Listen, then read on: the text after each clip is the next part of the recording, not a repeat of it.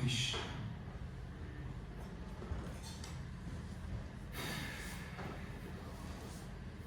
Hare Krishna, thank you for being here. May I ask you to receive some blessing? I put this lecture together, but I didn't rehearse much, so hopefully Krishna will remind me to make sense out of this, so everybody can be inspired. And the class is about Arcanam, the deity worship. It's about the mystery behind the altar. Basically, how we approach them and how to grow from approaching the deities as beggars and mature to lovers who offers ourselves to the deities, to the Lord. Because ultimately, the majority of people who doesn't have much of a relationship with the deities, they approach them as beggars. Give me this, give me that. And I'll do this, I'll clean the temple, or I'll do some service, but please don't give me that. It's like a transactional relationship, just like with the demigods. So we're going to explore this, and we can start with Radha, Jaya Radha Madhava.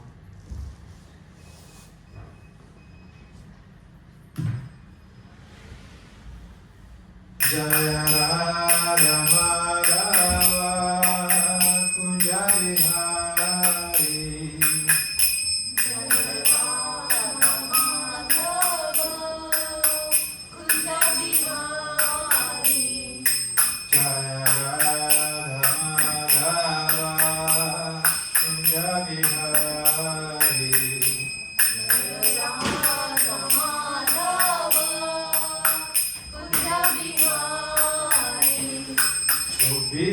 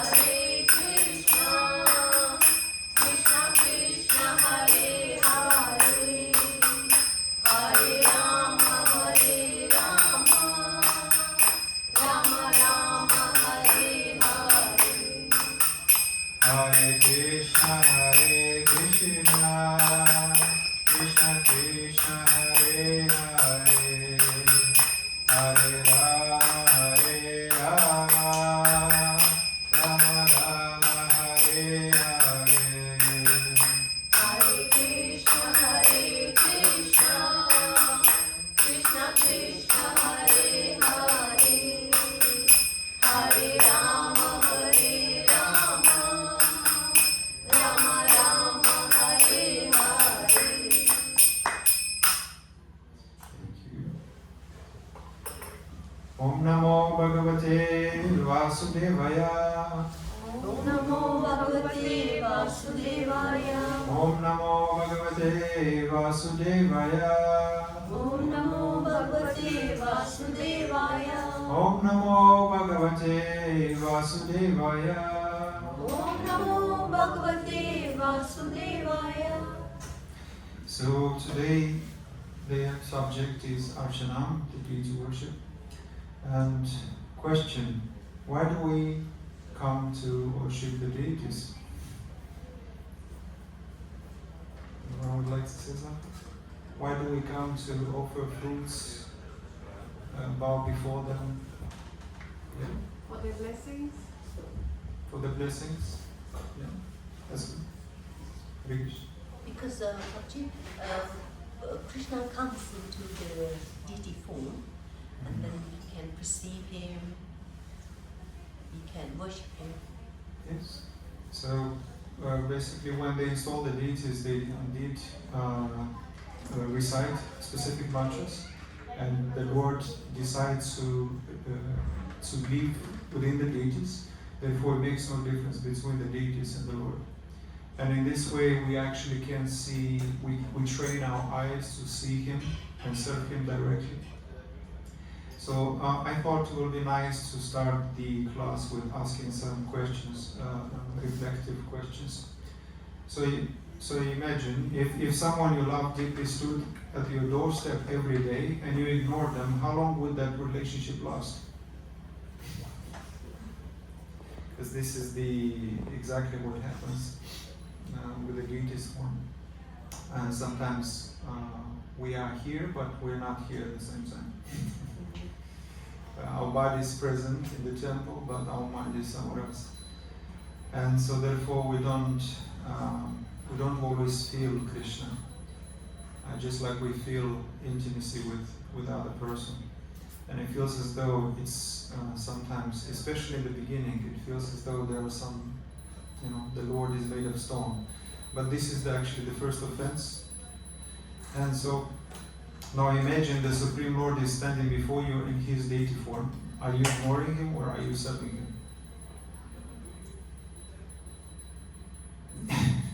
I'll make a pause so we can reflect upon this. Because not often we actually see Him actually as a true person. Because if we realize that He is Krishna right there, then we wouldn't ignore it. And we will pay attention. The service will become very gentle. Because in the beginning you think, okay, this is duty. You start to follow the instructions. But it's still, it's not like you're caring, like you're caring for the baby, you become very gentle all of a sudden.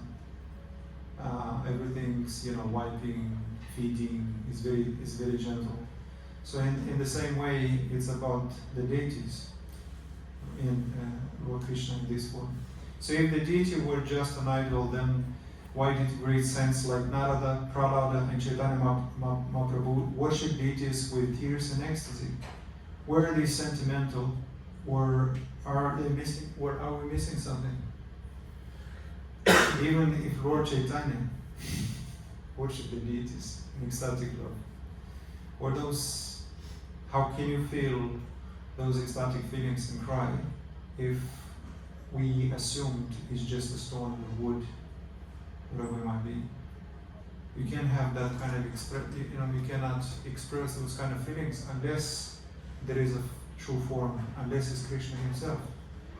Because when we realize this, and it is only realized through devotion, through bhakti, and so serving his devotees, then we can gradually mature in a relationship with the deities. So how much faith does it take to believe Krishna is in Goloka? And how much faith does it take to believe he is here in front of you on the altar? Can I answer that? Yeah. Okay. Us being here Yes.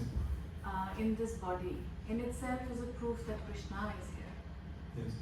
Right. So we don't need to.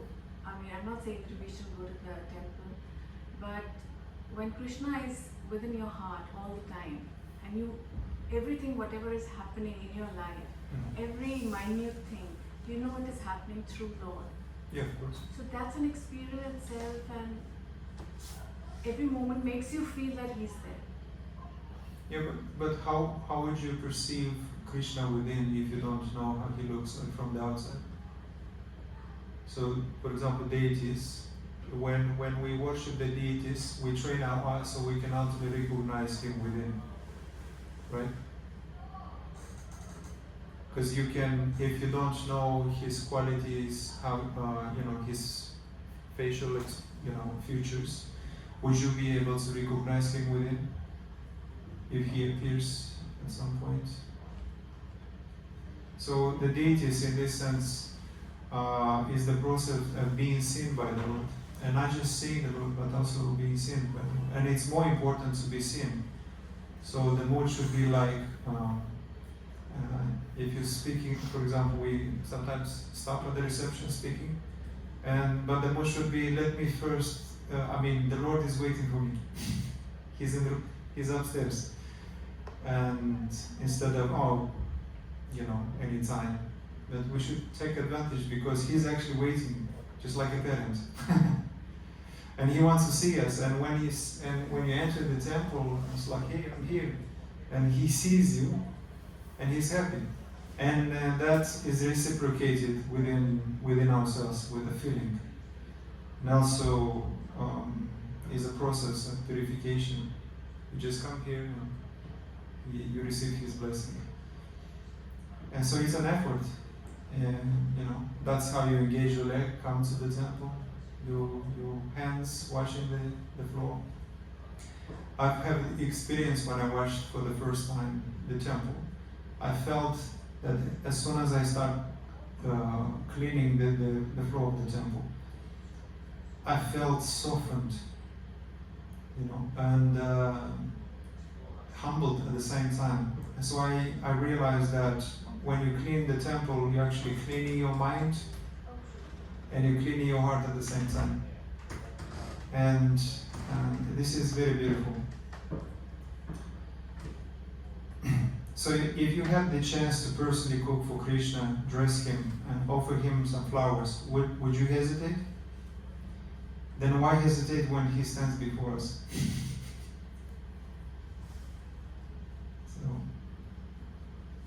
And it takes, I guess, a leap of faith. And the beginning of devotion, it starts with the initial faith, which is called Shraddha. And Shraddha is awakened in the presence of other devotees. And from that, we are inspired to associate with other devotees. And in their presence, then we eventually go to the third stage, encouraged to practice devotional service. And gradually, from that third stage, when we practice devotional service, we start to notice our impurities and start, in their presence. When someone shines in your life, you start to notice your dirtiness. And so, what if one day the deity you worship your whole life suddenly spoke to you? Would you be surprised, or would you think finally he revealed what I was always true? Would you be surprised? He can actually, if you very intentional about your growth, and especially about your association, because the quality of your association determines the quality of your cleansing and the quality of your realizations. So if you become very intentional, you can actually progress quick, and therefore you can, at some point, if you have the mercy of Krishna, if you do some devotional service, he actually have the power to stand up from that position in a unmovable position and move and sit beside you, and you might have the only eyes that you to see the Lord. And this happens to pure devotees. It didn't happen to me yet. But it's something to be excited for. So why do we keep saying Krishna why do we keep seeking Krishna in the far future or after death, when he is waiting right now in the temple, accepting every flower, lamp, or song?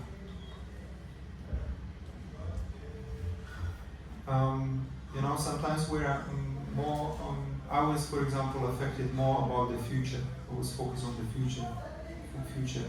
Some people are focused more in the past. They dwell on the past. But only in the present moment you actually can have a relationship with the deities.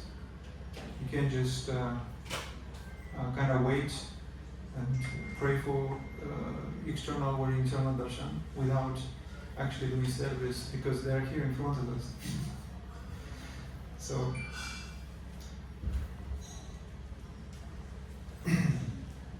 So Krishna is not a stone. This is very important, because when we think of stone or marble, whatever it might be, this is an offense against the holy name.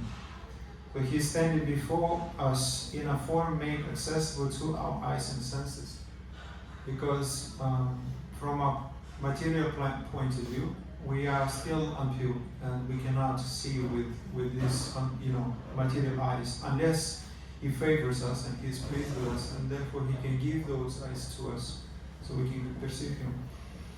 And so the deity is Krishna's mercy. In this way, we can see the deities every single time. So he agrees to be worshipped in a way we can manage. And so if we treat him as an ordinary, we lose the treasure he has placed before us. But if we approach him with faith, love, and humility, the deity becomes our most confidential friend. So an example that along my journey, when I approached the deities for the first time, I struggled to see. I didn't know how to look at them.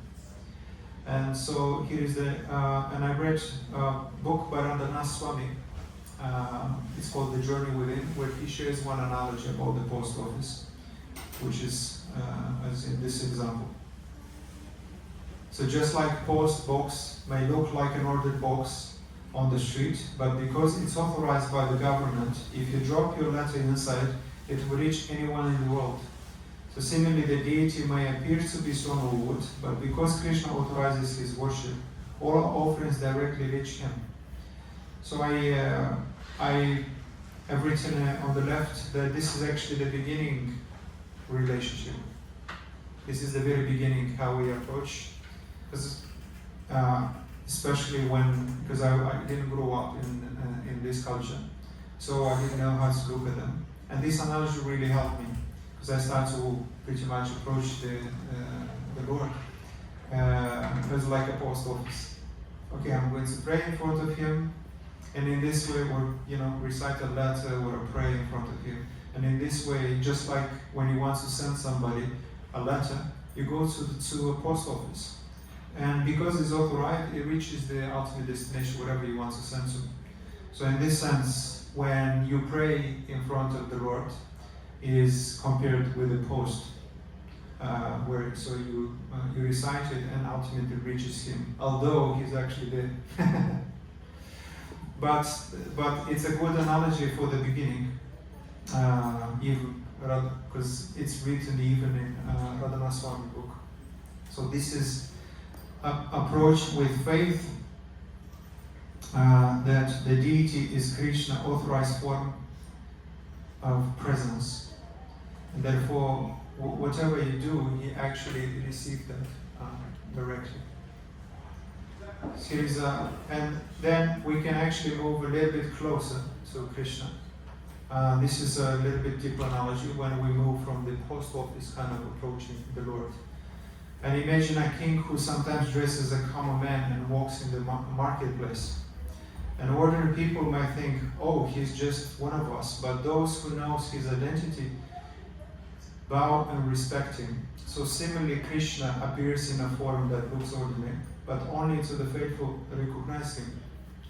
Sometimes a king can, I think in Ramadan, that he worked in the street as a regular man to witness how if somebody will recognize him. But unlike the post office, this is the beginning of a relationship with the deities. So the deity is Krishna himself in a humble disguise, inviting us to serve without fear. And consider the deity to be stone is the first offense. So isn't that interesting? And here is a conversation between Prabhupada and one devotee, where the devotee is asking, what is the purpose of deity worship? Prabhupada said, deity means Krishna's deity. Krishna and Krishna's deity is non-different. The whole idea is spiritual knowledge means to understand God. So that is the purpose of Vedic knowledge. So just to favor you, you cannot see now God. So Krishna has come in deity form to accept your service, and we have to render service. Not that it is doll or stone. No, he is Krishna, because you cannot see at the present moment except stone and wood. He has accepted this form like stone and wood so that you can see and render service. This is the purpose of deity worship. And here is in Chaitanya 17:132 is also a nice verse where the Lord's holy name, his form, and his personality are all one and the same.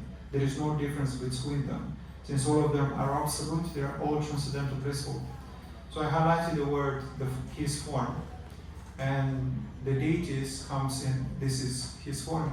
And so worship the deities is no different than worship actually Krishna directly. And therefore, in this way we can cultivate that relation, that sweetness. So Archana means worship the Lord in his Archa Vigraha, deity form. So if someone you love deeply stood up at your doorstep every day and you ignore them, how long would that relationship last? So, and if so, in this way, if we approach the deities, we have to have this faith that he is in front of us. So the Lord is so merciful that although he is beyond the reach of our eyes, he appears in a visible, tangible form, so we can personally serve him. In some Bhagavad Gita 9:26, it says that if one offers me with love and devotion a leaf, a flower, fruit, or water, I will accept it. This is very popular verse, most of you are familiar with.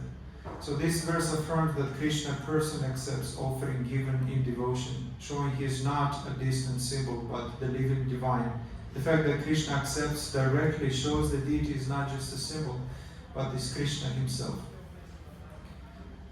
So if the deity is Krishna, then why feel pain of separation? Have you ever thought about that? Why would we feel? I don't feel separated. You don't? Well, that's wonderful. If you don't, but sometimes we do. Right? Occasionally, yeah. Well, sure. Yeah. But how do you actually, if you would mind to share? Going back to what the lady said earlier on, Krishna in 10:20 says, "I reside in the heart of all beings." Yes. And the Atma is sort of directly connected. Just worship and praise, whether that be song, whether it be a Arcanam or whatever, makes you feel closer and closer. You can fall away. I have done many times. Yeah. And even going like crossing to sort of Jesus' teachings, he said in Luke 17:21, the kingdom of God resides within you, Yeah. which is the same teaching as Krishna. Yeah. But Jesus also said God can raise children from these stones. So in the Christian Bible says Abraham's bosom. Abraham's almost an anagram of Brahma. So I would say he was suggesting the same thing and it's been misinterpreted. But again, if you go into a Catholic building, they have similar stone like statues that people worship like candles and pray to. So it's a very, very similar ethos in that sense. I always appreciate the sort of deities. It's nice to sort of have those for the image in the mind too, and to offer something in a material sense. But just going back to the 10:20 when Krishna says, "I reside in the heart of all beings." Yeah. So therefore, if he resides in my heart and your heart and the heart of a cow or a fly or whatever it may be, and going back to 9:26, if one offers me with an emotional leaf, flower, etc., that could be to one person, a cup of water, it could be to entirety, it could be each other. That's how I interpret it. Okay. So I often see Krishna in everything I see. So I always feel close in that sense. I see Krishna in you, I see Krishna in the Maharishis and the That's Buddha. all. That's how I feel close. Thank you for sharing. That's a good. Yes, if you have the blessing to perceive Krishna everywhere, that's really amazing. And but sometimes here is an example that a flower feels the warmth of the sun, even if the sun behind clouds. It may droop or seem sad during the cloudy day, but the sun is always present. The flower's yearning for sunlight is not complaint, it is proof that it is alive, sensitive, and connected. Likewise, the devotee's heart aches for Krishna, not because he's absent, but because love naturally seeks direct experience.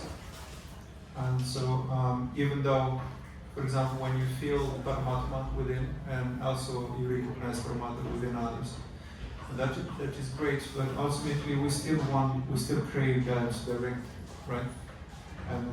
And so, but when we always remember this, then we don't lament as much, because at some point in time,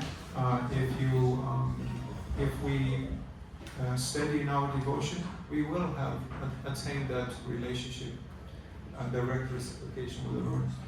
So when the sun is always present, for example, a very good analogy, for example, if outside is always 45 degrees, like in some places in this material world, every single day, 1 month in a row, 45 degrees, it's suffocating. So we want some chill, we want some rain, and so therefore we cannot see. We get overwhelmed in the presence of sun too much when it's too much of it, and therefore we crave some chilly weather. But when there is no sun for a long time, then we crave the sun, right? And it's like even in the nature we can feel this separation, and then with the sun. And so in the same way, because we're not ready to see Krishna directly, but he he comes in his deities and we can see him, even though it's right there next to us, we still take it for granted. Even though we see the Lord in front of us, we don't faint, we don't cry, nothing really happens, because it's not yet mature. But when we truly realize, we like truly, you're going to cry like a baby when you realize, oh, Krishna is right there. Then therefore I must pay really attention to him. And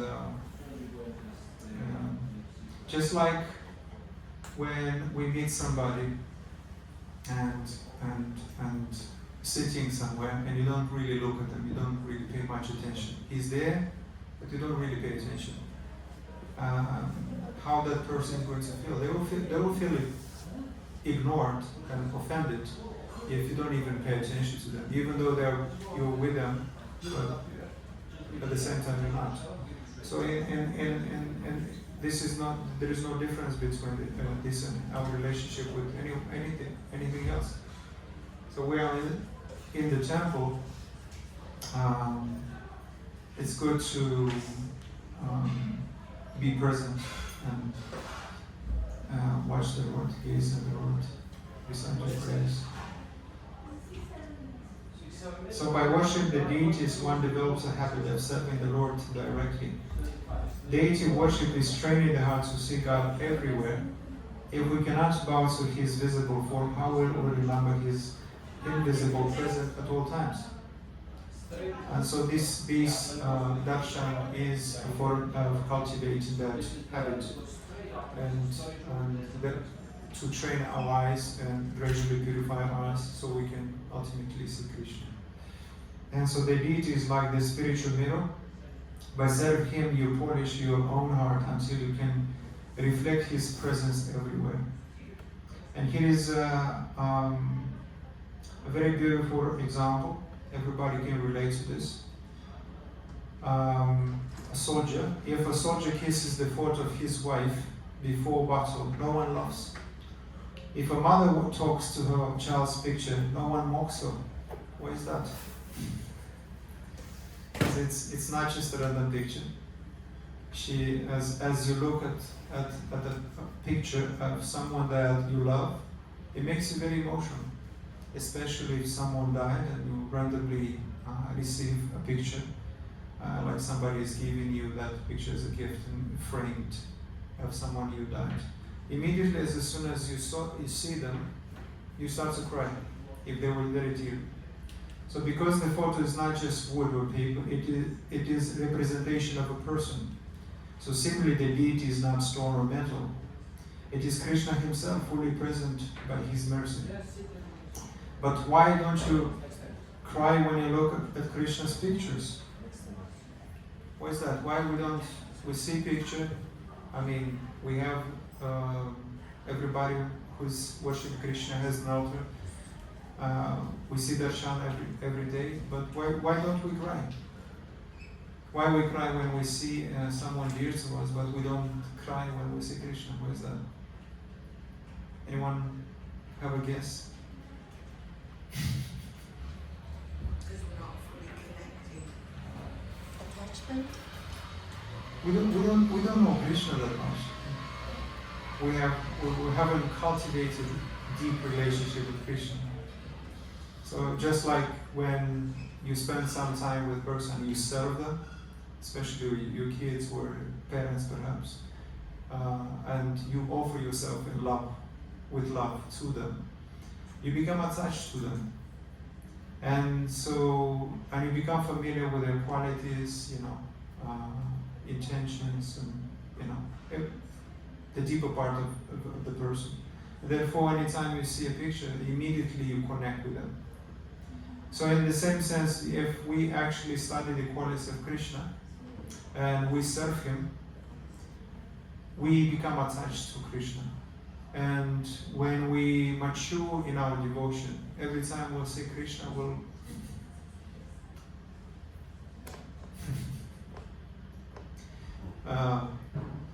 we will melt. We will melt. And and that's is the goal of life, to ultimately practice devotional service, and through the mercy of our devotees, we will cultivate that pure love, pure attachment to Krishna. So Arcanam awakens personal love and connection. I heard someone said that you invest those that you love. And this is incorrect, because we love those that we invest. It's kind of the opposite. We invest, therefore we cultivate that love. And so whatever we invest in, if that's habit, a person, anything that we invest in, we become attached to it. And therefore, when we can practice devotional service and we invest our time and attention to Krishna, we become attached to him. And next time you will see Krishna's picture, you will cry. So that's a beautiful example. And this is the third level after the post office, and then it moves to Krishna in disguise, and then develop affection. And we develop our affection when we practice devotional service and we study the qualities of Krishna. You know, just like any person, if you study the qualities of any person in this world who is very charismatic, who is enthusiastic and all those virtuous qualities, we become attracted to them, right? If people speak about him, he's very loving, very generous, very, all these beautiful qualities, all of a sudden we become curious. It's like, I want to know this person. So by studying Krishna's qualities, immediately we become inspired. I want to spend some. I really want to know Krishna. So it's just paper, but when he looks at it, these soldiers, he feels his connection and love. The picture represents the person and carries their presence in their heart. Similarly, the deity is not just a matter, but Krishna present in the form that connects our heart to him. So if we accept a photo as really nice to cry, love, and remember, why hesitate to accept the Lord actual form, the deities at the altar? Why can't we do that? And it's simply, it's very logical that simply because we don't know Lord enough, and we haven't invested in him enough, we haven't served him enough in that way, so we can become attached. But if we engage constantly without interruption, then we become very attached. And as soon as we become attached to the Lord, we become detached from everything else, because he's the purest of the purest. You become attached to the pure, you become unattached to the contaminated. So it's here is a verse, Srimad Bhagavatam 4:30-27 in the purport, but it says, the form of Lord as worship in the temple is called Archa Vigraha or Archavatara, the worshipful form, the deity incarnation. This facility is offered to neophyte devotees so that they can see the real form of the Lord face to face and offer their respectable obeisance and sacrifice in the form of Archa. Through such facilities, the neophyte gradually invoke their original Krishna consciousness. Deity worship in the form of temple worship is the most valuable benediction given by the Lord to beginners. All neophytes must therefore engage in the worship of the Lord by keeping the Archa Vigraha, Archavatara, at home or in the temple. So isn't that interesting that this is his biggest mercy, just simply being there. And if we don't take advantage of it, then we are very unfortunate. And so the Lord manifests in the Archa Vigraha to accept service for those who cannot see him otherwise. And so that's what in the beginning, that's how it takes. To awaken that unconditional faith, we must approach the deities. So Krishna knows we need touch, sight, sound, So he allows us to bathe him, dress him, feed him, sing for him. This turns every ordinary action into divine service. You know, they are fed 6 times a day.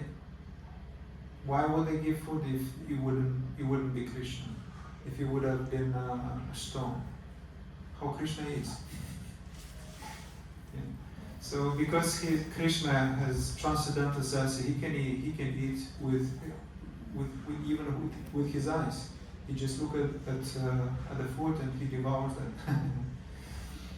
And there is a very interesting verse. I forgot which one it is. I think it was in Madhulila verse, or Antelila. I think in Antelila, where it says that he eats 50 something times per day. I was like, how is this even possible? Because I was trying to compare with myself, because I can't eat more than twice. But Krishna can do anything. So I understood that he can any offer he accepts, and he can actually eat it, even with his eyes. So, question: if you cannot see Krishna and the deity right in front of you, how will you see him in your heart? Yeah. So let's go a little bit. The next step in the intimacy, where intimacy grows. So here in this scenario, if someone important comes to your house, you naturally clean, cook, and serve them attentively. How much more should we do for Krishna when he personally comes as the deity? The deity is not symbolic, he's literally our honored guest, the master of the house. But do we treat him like that? It's a good question. So if someone important comes to your house, we become very enthusiastic about receiving them, and we cook for them, and we serve them with love and patience, and we're so happy to when they come along. And so we can cultivate the same relationship with Krishna, where we become very excited to cook. So for example, pujaris, they cook for the Lord. They are very ecstatic, enthusiastic to cook. So attentive to details. And you know, if something a little bit spills, you know, they wipe with cloth, and it should be no spot, no burn. Very careful. So worship means offering our best to Krishna as we would to the dearest person in our life. Here's another example of a mother dresses her baby, bathes him, cooks for him, not because the baby cannot survive otherwise, but because this is her love. So similarly, Krishna doesn't need our offerings, but he allows us to serve him so our love can grow. So the deity is like Krishna becoming our child, except now, okay. Yeah. Just like when you serve the child, you're doing this, with love. There is nothing stops you from unconditional love. It's a natural thing. And so the highest mode of Arcanam is not obligation but affection. So when you can go from duty to I want to, and usually this is when you mature in devotion. But it begins with duty, the mood of duty. I must do this because this is what the Lord wants. Or my Guru Maharaj instructed me and I must do this. Basically, we take this vow. But eventually we grow from I have to do this to I want to do this. And that takes some time. So progression, just to kind of summarize all the points that we made in the class today, is the progression relationship through the deity worship that we start with by authorized form, like post office. We begin with faith that this is the role, not symbolic. So we approach the deity like a post office in the beginning. and just so it can reach the destination. And then we grow to recognition of the king in disguise, and so we start respecting Krishna as the supreme. Then ultimately we grow into affection, just like in that picture, affection and remembrance, and the deity stirs personal feelings of devotion. And this is when you actually start to practice devotion service on a daily basis, and you chant the holy name, serve with the devotees, and participate in darshan. And therefore, next time you see a picture, it was like, oh my God, they're so beautiful. They are dressed so beautiful today, you know. You start to appreciate the Lord in so many ways. For a long period of time, because I was attached to fashion before, and I thought, why they don't dress the deities in a different way? If I would dress them, I would dress them in this way or that way with different colors. So my mood was more like, but I didn't realize at the time that it was more to please my eyes. Let me dress the deeds so I can be pleased. But bhakti is not about pleasing myself, pleasing my eyes, but pleasing Krishna. So they dress them according to the scripture. So you dress them how he wants, because after all, he's a person. Therefore, he wants to dress in a certain way. So it's not how I want to dress them, it's how he wants to be dressed. And so that's devotional service. And then we can go to hospitality and care, guests. And so worship becomes more personal and not out of duty. But we start out of duty and pretty much follow the rules and regulations. And ultimately the goal of rules and regulations is to awaken that spontaneous devotion.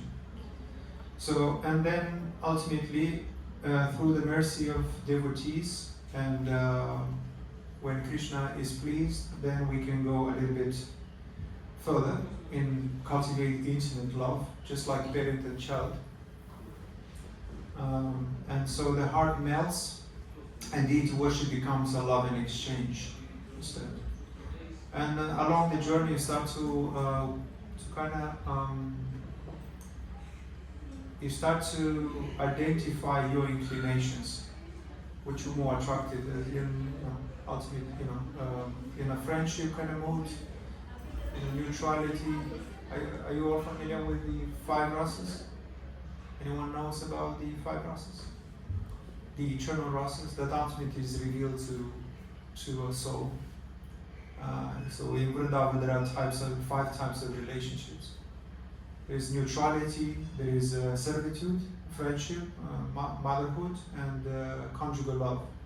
So these usually when we become mature, we start to identify what we're most inclined to do, how to serve the Lord. And it is revealed, and whenever it is revealed, it is either revealed by the Guru or by Paramatma. And when that happens, we serve Krishna in that particular mode.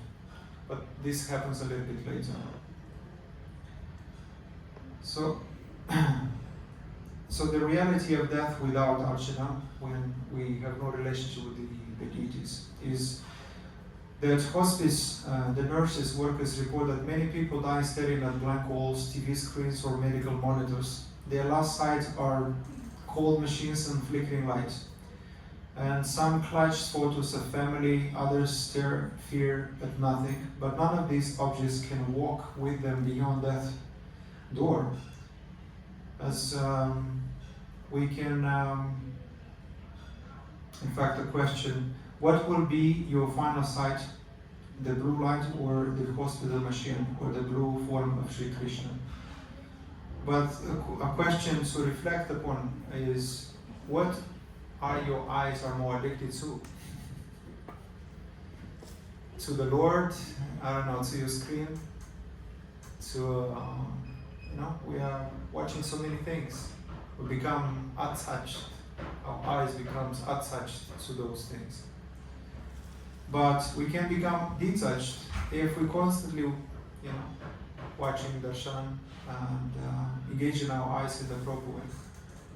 And therefore, we become, our eyes become pure. And so the psychology of Arcanam is that the eyes are like cameras. Whatever we have pointed them toward daily, that image is stored. So at the last moment, the mind will pull out its most familiar and beloved image.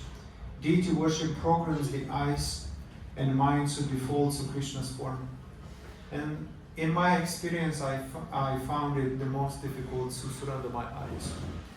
Ears is much easier to surrender, just listen to a proper, to devotional music. But when it comes to eyes, we are so captivated with so many things. So it's the most difficult to surrender your eyes, for me at the very least. And so whatever we attach to, that's what we hunger for. We start to looking for those. We try to please our eyes through different means. Either watch temporary things or eternal things. So if your phone has one favorite contact you always call, it will be the first that comes up when you type a letter. Do you have this experience when you type a word and immediately the first word comes up? Like a suggestion. So similarly, when the deaf types final thought, the Lord's form appears if we have called him daily. There is no difficulty at the time of death to think a word, to visualize the Lord, if we do this on a single day, every single day. So one more example. Arcanam is not about ritual, it's about relationship. So just as a child sleeps peacefully holding their mother's hand, a devotee dies peacefully with eyes and heart fixed on the Lord Deity form. So in text 34, forgot what book was that. It says that engage your mind always in thinking. Oh, it's Bhagavad Gita. Engage your mind always in thinking of me. Become my devotee. Offer obeisances to me and worship me. Being completely absorbed in me, surely you will come to me. So this is his promise. If we engage our mind always thinking of him, become his devotee, especially engage our eyes and see darshan. Therefore, we will surely come to him. So this is the Lord's promise. So deity worship fulfills this verse literally: singing, serving, bowing, and loving. So right now,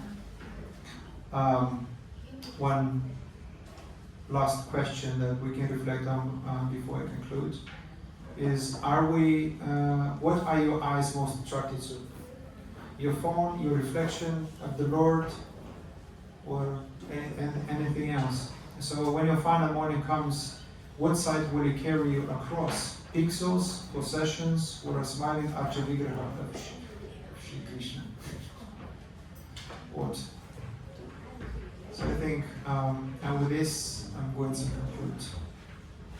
Thank you very much. Hare Krishna. Oh, nobody notified me there is nothing. I thought something's moving. It was supposed to move because I'm going through slides. Anyway, any questions?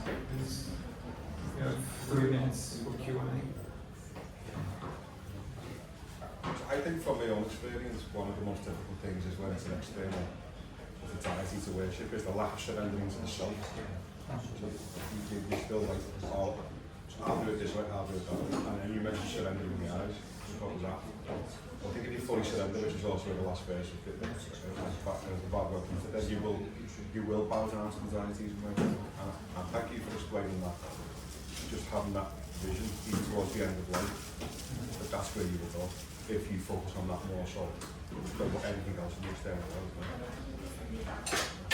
Yeah, that's very, very, very important.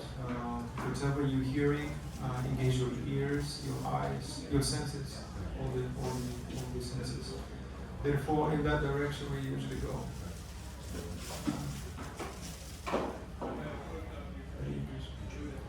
Anyone? Any other questions?